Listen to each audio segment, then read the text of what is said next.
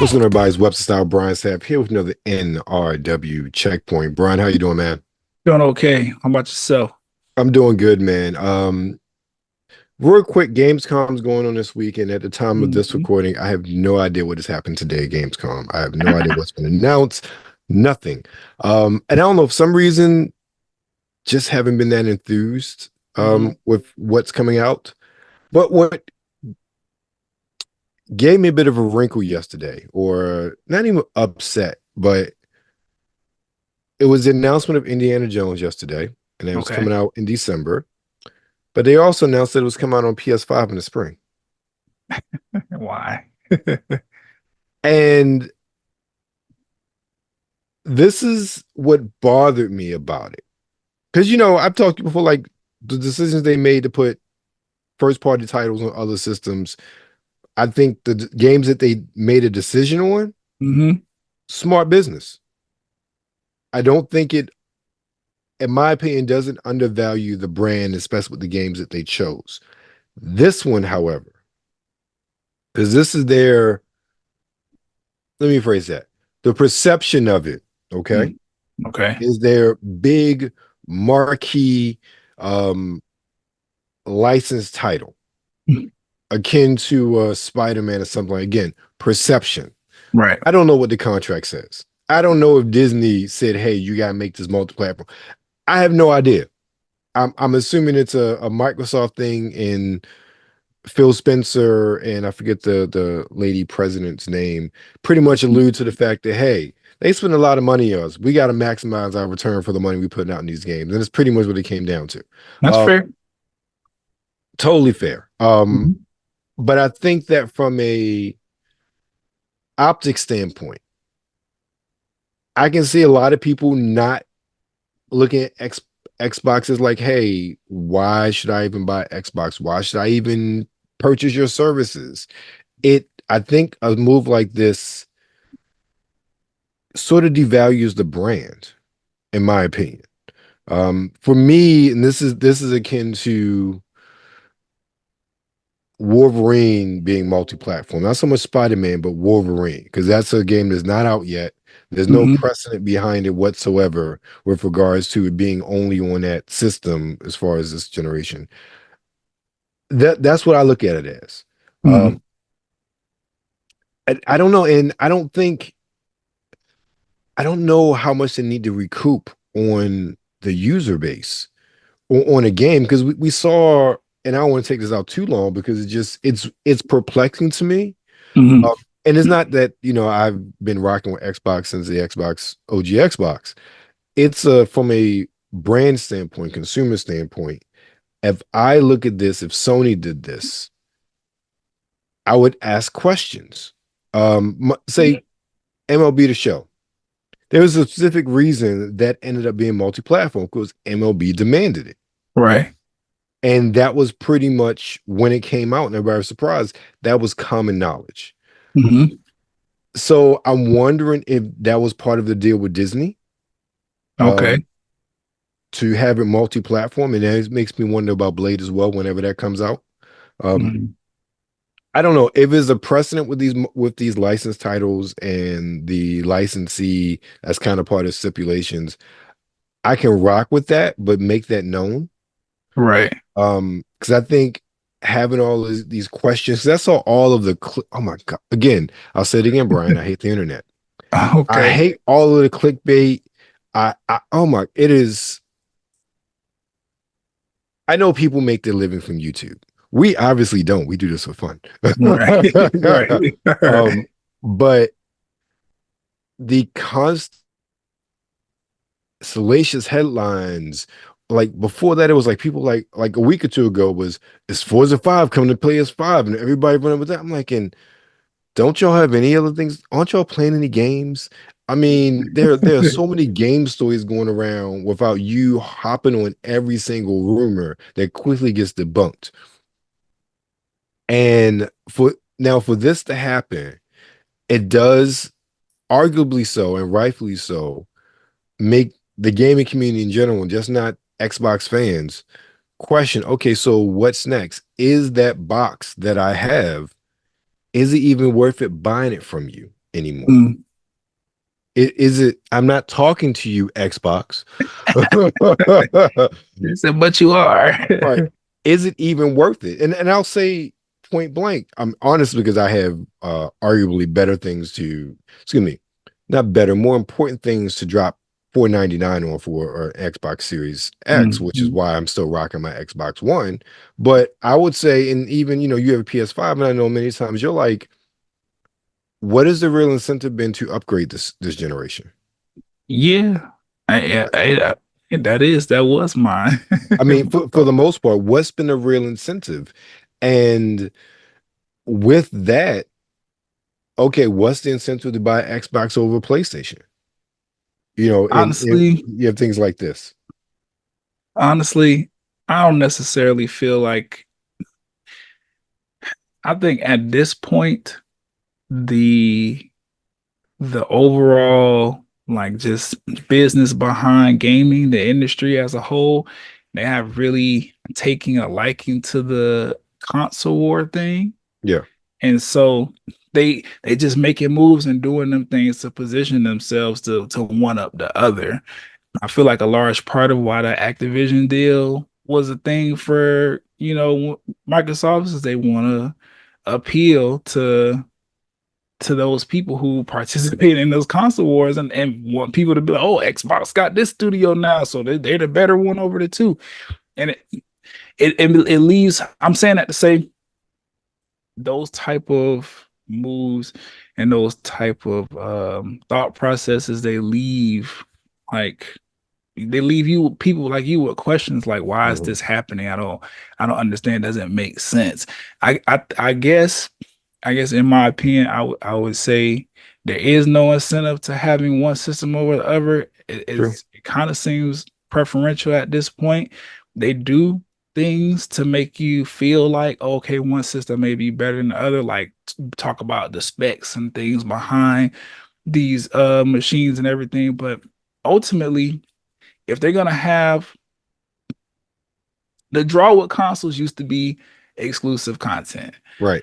If content is just gonna be like you can get it wherever you play your games at, then no, that's not really an incentive. I guess the only incentive is whose console is the cheapest and gonna do the most at the same time. Exactly. Bang for buck. And I also think is this, and again, I understand the changing dynamic of the business of gaming. I'm honestly waiting for, and I don't think it's going to fall in the same way, but I'm really waiting for the other shoe to fall with Sony, because Sony's been hurting. They've been hurting bad in many respects. And since honestly, the price of gaming for the most part is so damn high. When you really like, we haven't seen any price drops. We're 4 years into this generation. We've seen that one price drops. The companies have literally just reiterated the console to give you a little bit better for the same price. So the older consoles drop, and not even drop dramatically. It is very expensive to game like we used to. You got to think by this point in time, and to say the Xbox, the OG Xbox or PS2, we already had like $100 price drop. Yeah. On both of those systems by this point in time in their life cycle. Same thing with like the 360 and the PlayStation 3. Well, PlayStation 3, they had a bunch of price drops. They started out too damn high.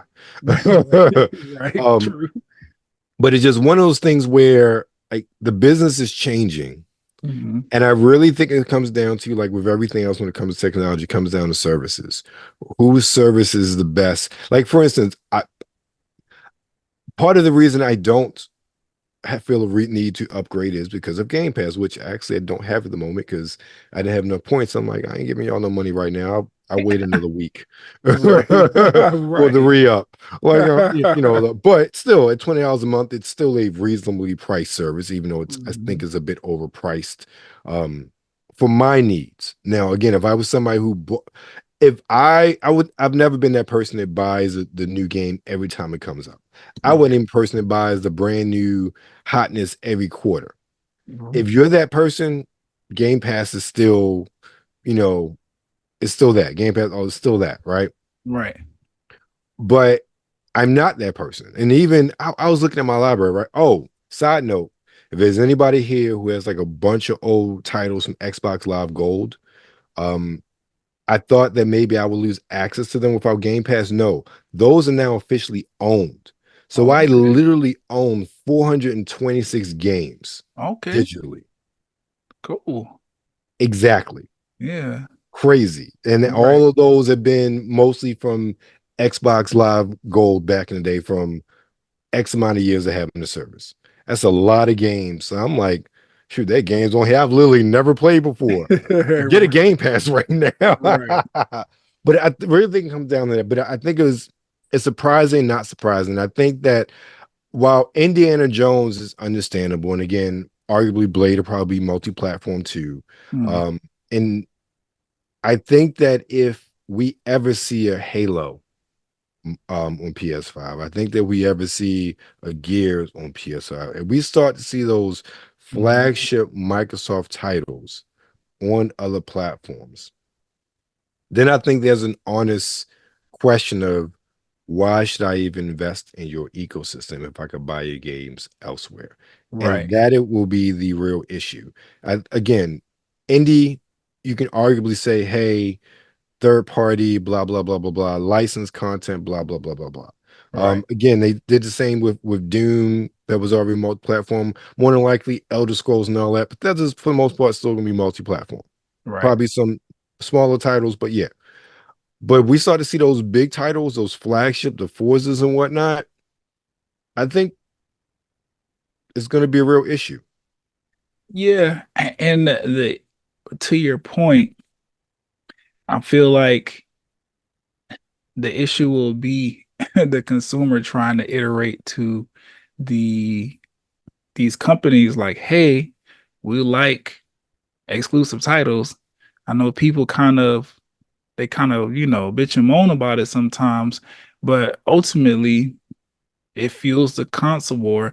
And on top of that, it gives you a reason to want to own a particular system Exactly. or even Exactly. be a collector of all systems. Because you have people that do that. They like, Mm-hmm.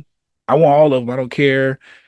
Some games play on this, some games play on that. That's a large part of the reason why I still look at Nintendo to this day. Is because I know there's going to be games on there that I want to play that I'm not going to be able to play anywhere else. So it's automatically just in the budget. Like I'm going to get a Nintendo and buy games for it, and then I'll choose between PlayStation and Xbox because they usually share games. Right. But I think once we get to a place where that's no longer a thing, Nintendo will obviously be the leader. Yeah. Yeah. I As agree. far as sales and things. But then yeah, we'll start to lose out on having something to connect to when it comes to these companies. Just like we losing, GameStop and Game Informer and stuff like that. There was those that all that stuff helped. I don't think these older companies or these companies realize that because they're so focused on profit margins and things like that. But I don't know. I feel you. I think it will start to get like really tricky and become a major talking point. At some point, they're gonna have to take a step back and be like, okay, everything we can't share. We can't Right. share Yeah. everything, and we have to keep certain things over here to make our console stand out, make people want to buy this. Otherwise, Xbox is looking like the better. They're cheaper. They own all your favorite studios, or most of them, I should say. Game Pass is amazing. The fact that you can play games on PC and Xbox and then stream it on these Oh, Fire Sticks and shit like Roku's. exactly. Like they building up their ecosystem to where it's like if all you need is a Windows login, you don't even necessarily gotta have No, Xbox. no. Even that, because now you can use your Xbox login and attach that to your GeForce Now. So if they're That's what I'm games you saying. own or Game Pass, then you could play those games on your PC via GeForce Now. Right. I That's mean, what I'm saying. there is a lot of synergy that's why I said it comes down to, I think it's really comes down to the services and internet connectivity. And Mm-hmm. I think um while this strategy is frustrating at times to longtime fans and diehards, Mm-hmm. it is one that when you look at what they're doing overall, they they have their tentacles in everything now, Mm-hmm. or they're connected with everything. While PlayStation, and again, I use PlayStation It's because building a bubble. Nintendo is his own. Yeah, They that's on the hill by themselves. You can't even yeah. You can compare put Nintendo to Nintendo everybody else. right. But you look at PlayStation, and PlayStation is having um the same issues Xbox is from a hardware standpoint, from a software standpoint, the same exact issues, but the difference is PlayStation is behind the eight ball when it comes to expansion and embracing alternative methods of getting people to play. Agreed. And that's what Xbox is succeeding in. And that is where they're trying to make their money. But like I said before, we've said this many times, the next 2 years specifically is going to be really interesting when it comes to gaming. Very, very interesting. But speaking of game, let's get into some of our new releases this week. We got a couple we want to highlight this week. First one is Rise Eternal War on the PS4, 5, Xbox One S, X, Switch, and PC. Guide of the Wrathbane's campaign against the occupying Arthasian army, balancing strategy and resources to defeat a cunning rival generals. Recruit up to 16 units, visit the Chuck Wagon, the feed your troops, rally 11 legendary heroes, both new and returning favors, to command in battle and fight through 40 missions in a race to turn the tide of invasion.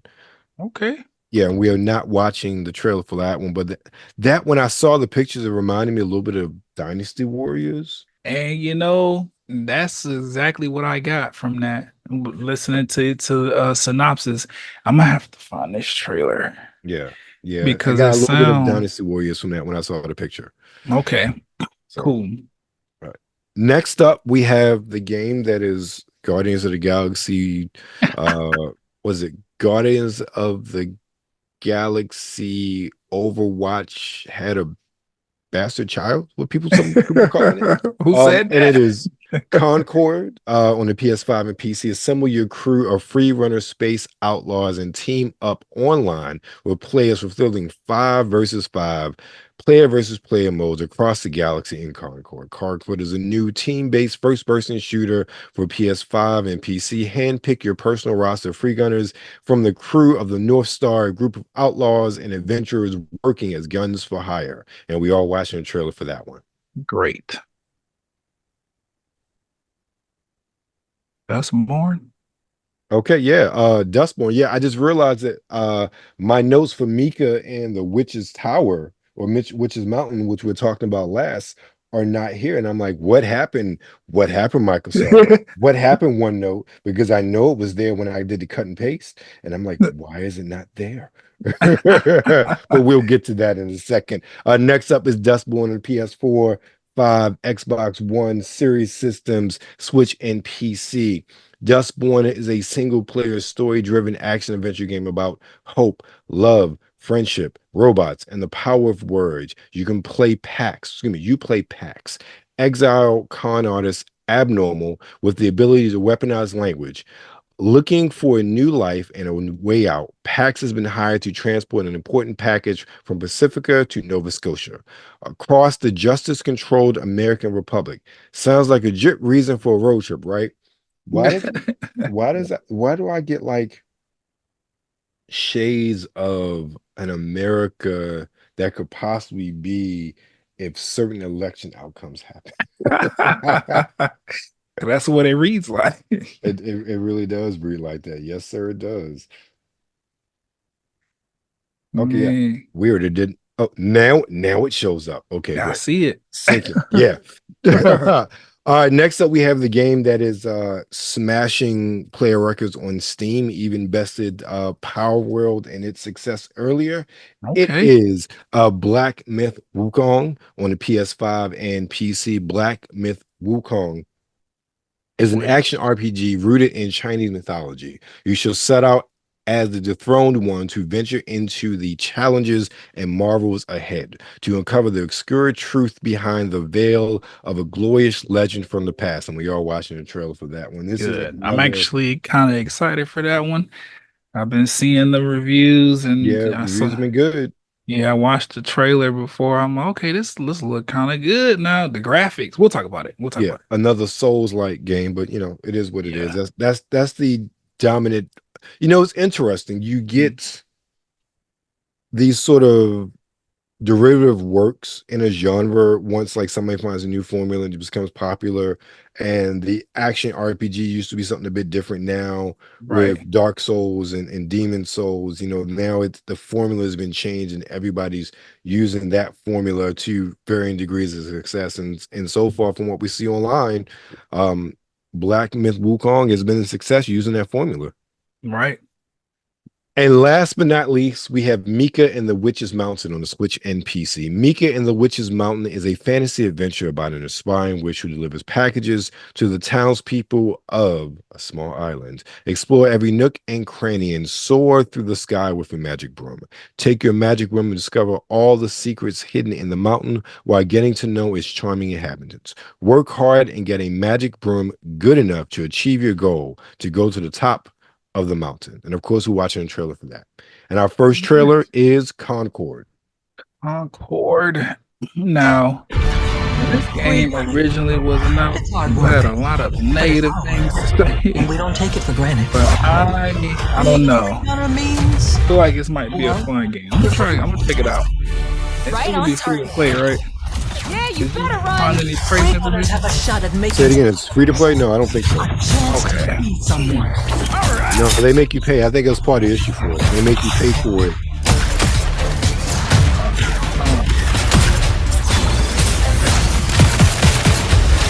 Need a second to fix myself up.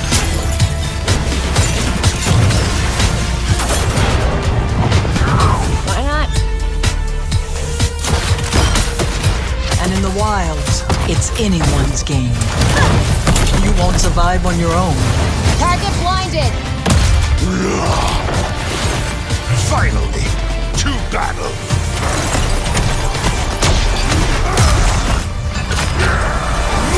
Endless rage! We risk our lives every day to do the job. I'll clear the way. Time to show them the big guns. That's me. This crew will go anywhere. Take any job. Face any enemy.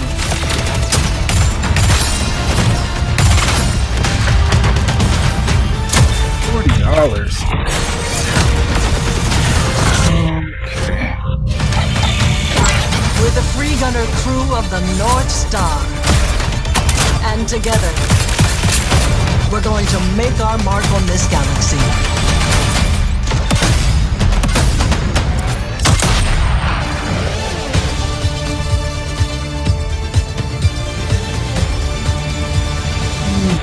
The crew is gathering. Would you like to join us for game night? Okay, a little Now, personality. that was a better trailer than Yeah. the first one they showed. Like, Yeah. I think that I agree with you. I think there was some. First of all, I think part of the criticism came from that's not what they were expecting, not what the fans wanted. So they unnecessarily just crapped on it. I do think the first trailer was very generic as hell. Yeah, I mean, I saw that. I was like, Yeah. okay, I see why they mad. Yeah, exactly. This one, however, it does give me a better sense of the game. It does convey a sense of fun. The space and the locales look pretty cool. Yeah, it might be a sleeper hit, so to speak. Yeah, and I looked it up. It's $40. Well, Okay, it's 40. Okay, good. yeah, which I'm not necessarily mad at.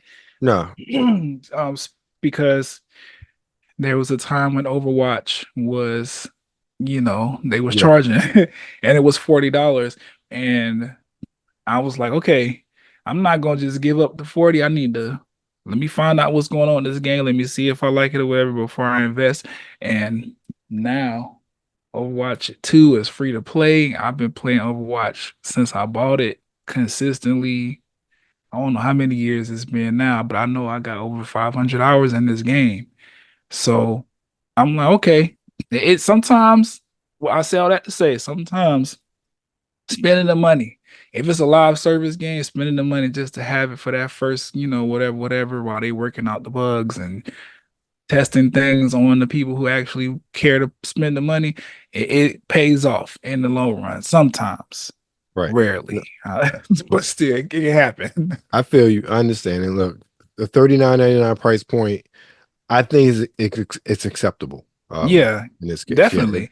They were Especially starting at $59.99. You out of your damn mind. yeah, especially because this is Concord. Isn't this like a PlayStation like studio thing? Like they, yeah. So we just talked about it. PlayStation, they're not in a position to be charging nobody no more money on these No, games. not for a live service game. Right. Not at all. At least Right. Helldivers is a second party release. It wasn't first party, but still, Right. They had their hand in development, i.e., funding money. Right. Next up, we have Black Myth Wukong. Which initially I was under the impression that this game was also $40, but now I see it as $60. That's 60. Yeah. Look, at least it's not 70. Yeah. I can keep my extra 10. I don't know though. I'm not upset at this game. The more I see it, I'm like, I kind of got to get this game. Like, it just look good. Look at this graphic. It does. It looks amazing. And then I've been, looking at people's comments on it or whatever, and they're like, it's not as fast paced as the trailers may make it seem. Wukong, he doesn't really have any capability other than this dodge here that you keep playing him to. So it kind of leaves room for you to not necessarily button mash, but actually figure out what you're gonna do. I can appreciate it. I kind of like just to see the tired people how they kind of reminds me of God of War, the PlayStation 5 version of the franchise. I don't know. I look at them like this. Look fire. It's not. Or you probably just like this is a game and a story that you're gonna get for the very first time. Right. I don't know. All I'm interested. They might get my 60, man. They might get it because first days around the corner. It looks worth it. So it does. That's where I'm at. Next up, we have Mika and the Witch's Mountain. Now, Mika.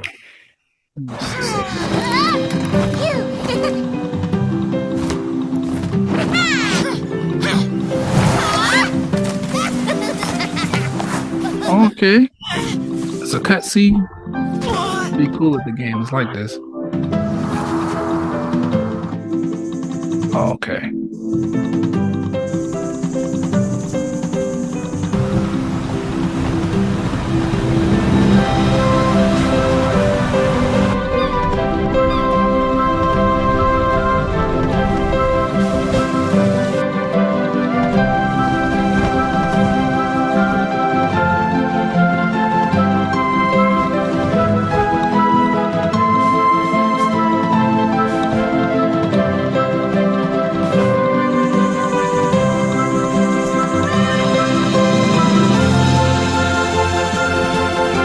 Okay.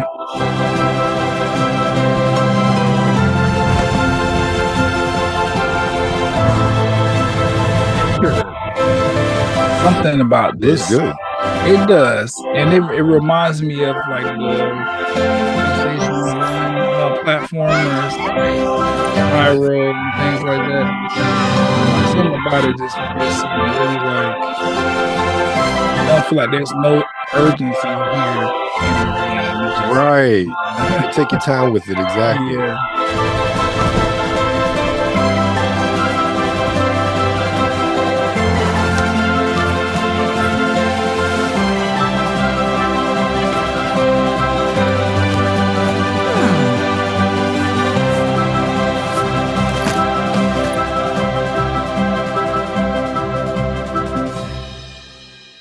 Okay. Yeah, that wasn't bad. I know it's not a direct one-to-one, but I definitely get a Studio Ghibli inspiration in this. Maybe it's the music, but even with some of the character design, again, I get, especially the witch, I get sort of Spirit of the Wave vibe, especially with the lady with the big nose and everything.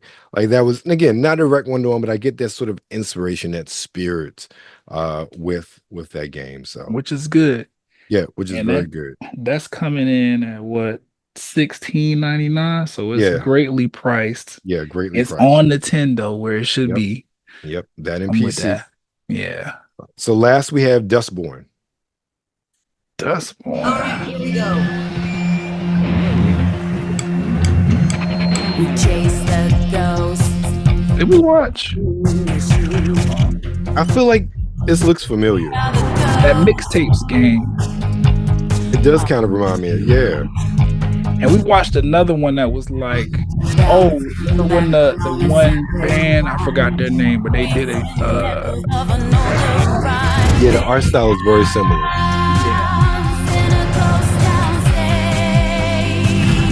I don't know. I like this though. I like.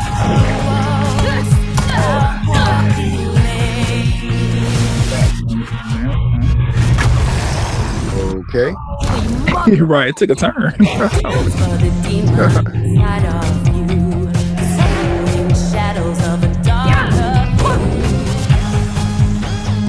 Got it.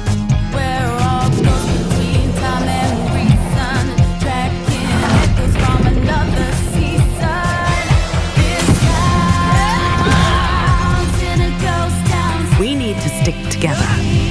We need to be a crew. We're on the run from people with space guns built into their fucking arms.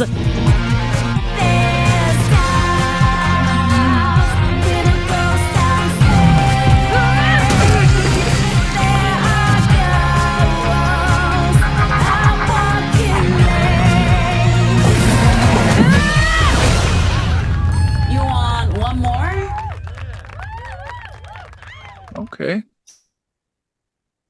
All right. I mean, I'm definitely interested in that game. Yeah, I want to understand the story. That seemed to be the most compelling thing to me. Yep. I like the art style. The combat looked pretty simple yet, satisfying. Definitely love the musical elements to it. I don't know, it looked pretty cool. I also, maybe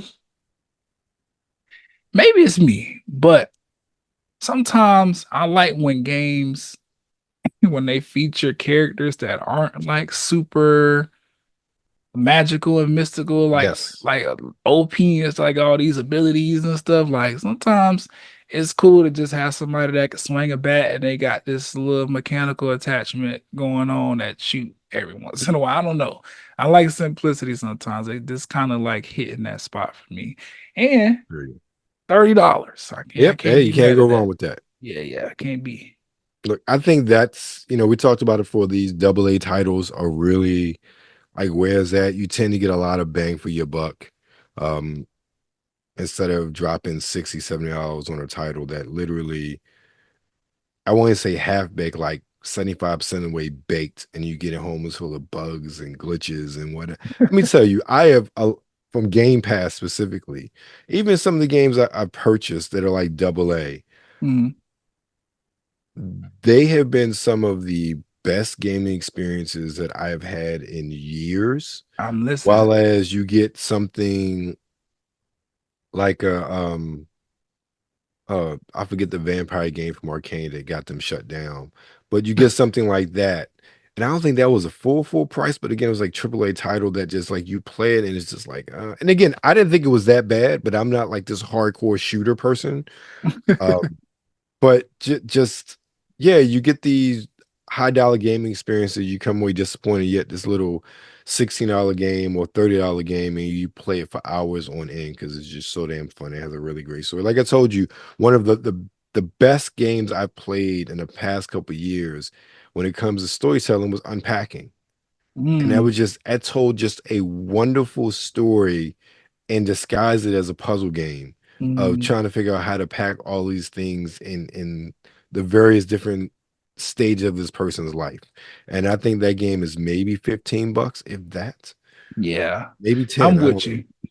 Sometimes it's those like AA games or those indie titles that like really come through and be like, this is why I appreciate gaming so much. Right. It's cool to have the social aspect and everything with the big AAA titles. Obviously, usually the games are good, and then you have team games but it's always really dope to like just lock into a game that ain't really got a whole lot of chatter around it and be like, oh, this is good. I really enjoy this game. People should play this more.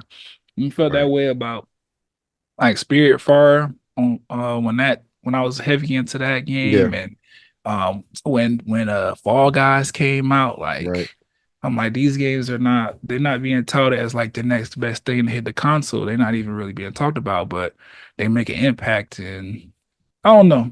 I appreciate it. I don't need all my games to be like, oh, this is from this studio, and this is gonna be the one that does all the graphical fidelity. And I don't give me a good story, some decent combat, and I might enjoy it. Exactly. Well, that's it for our games this week, Brian. What you got coming up? I am working on so I came to a place where I was like, oh, let me just try to record something again for the Talk+Play Burial Pile, which I've been neglecting. I apologize if you're here from there. But I don't know, I kind of feel like I'm trying to restructure some things with it. So I'm actually gonna be testing that. So content on there coming soon, I guess. That's pretty much. I'm just trying to work on figuring out how to rearrange it so that it serves what the purpose is behind it, what I'm trying to do with it, and then also make it less taxing on my personal life. Understood. So content coming there. I'm actually kind of excited about it because I feel like it'll be a lot more focused. But other than that, that's it, man. Just relaxing, getting ready to. Well, never mind. Do I have travel plans? I don't. But I'm hanging out. How about you?